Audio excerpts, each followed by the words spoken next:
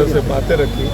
मैं आपको विश्वास दिलाता हूँ कि हमारे भारतीय जनता पार्टी झारखंड प्रदेश का हमारा नेतृत्व और उन दोनों उद्यमी नेताओं का मार्गदर्शन आगामी दिसंबर महीने में, नवंबर दिसंबर या जब भी चुनाव होगा, सुन रहा हूँ कि अक्टूबर में भी चुनाव हो सकता है, जब भी चुनाव होगा तो आपको विश्वास दिलाता हूँ कि इस भ्रष्टाचारी सरकार को जड़ मूल से उखाड़ फेंकने के लिए पर्याप्त हो। क्या आप लोगों को कोई टास्क भी दिया गया है?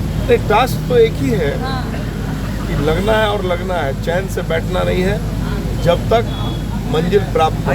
जो लोकसभा चुनाव में जो चूक हुई, 5 ट्राइबल सीट आप लोगों ने लूज किया, क्या यहाँ पर उसको लेकर चर्चाएं हुई कि विधानसभा में कैसे अच्छा प्रदर्शन करना है? देखिए जो सीट हमने जीती उसकी तो आप चर्चा कर नहीं रहे हैं, और जो हम जहाँ चूके उसकी चर्चा कर रहे हैं। जिन 5 लोकसभा सीटों में हम कमज़ोर रहे, थोड़े पीछे रहे, हम उनका विश्वास जीतने का प्रयास करेंगे। उनके यहाँ जाएंगे, उनके घर पे जाएंगे, उनके गांव में जाएंगे, बैठेंगे।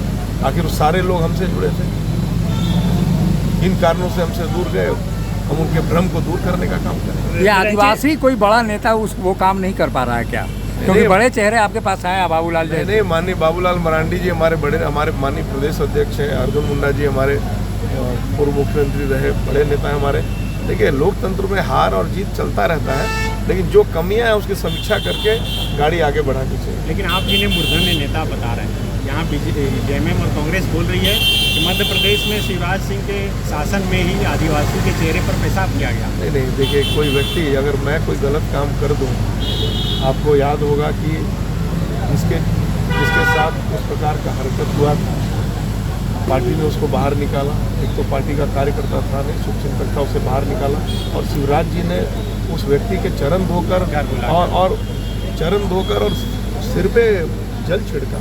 ये क्यों नहीं कह रहे हैं जेएमएम के लोग, कांग्रेस के लोग? बिरंची जी, इस लोकसभा चुनाव के बाद जो है एक नई पार्टी जो है जयराम महतो उभर कर सामने आया है। आप जिस विधानसभा से आते हैं उन्हीं क्षेत्रों में जो है लोकसभा धनबाद, बोकारो, गिरिडीह में उनका प्रभाव हर देखने को मिला। रांची में क्या लगता है विधानसभा में आपको और आपकी पार्टी के जो आजसू गठबंधन उनको नुकसान करेंगे? देखिए, उनका कोई नुकसान हमें नहीं होगा। मैं आपको विश्वास दिलाता हूँ कि जिन मुद्दों को लेकर वो चल रहे हैं, जिन विषयों को लेकर चल रहे हैं, एक जाति विशेष में सिमट कर रह गए हैं।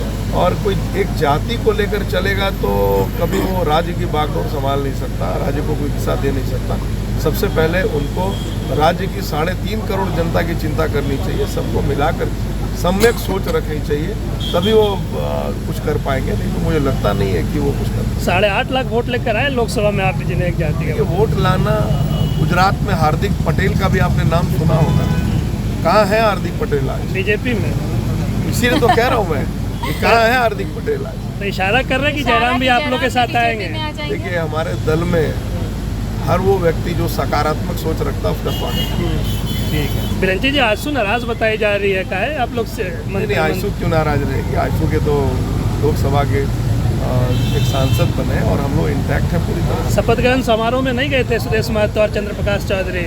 नहीं, ये ऐसा नहीं है। शपथ ग्रहण समारोह में नहीं गए थे, इसकी जानकारी तो मुझे नहीं है, लेकिन नाराजगी कोई बात नहीं।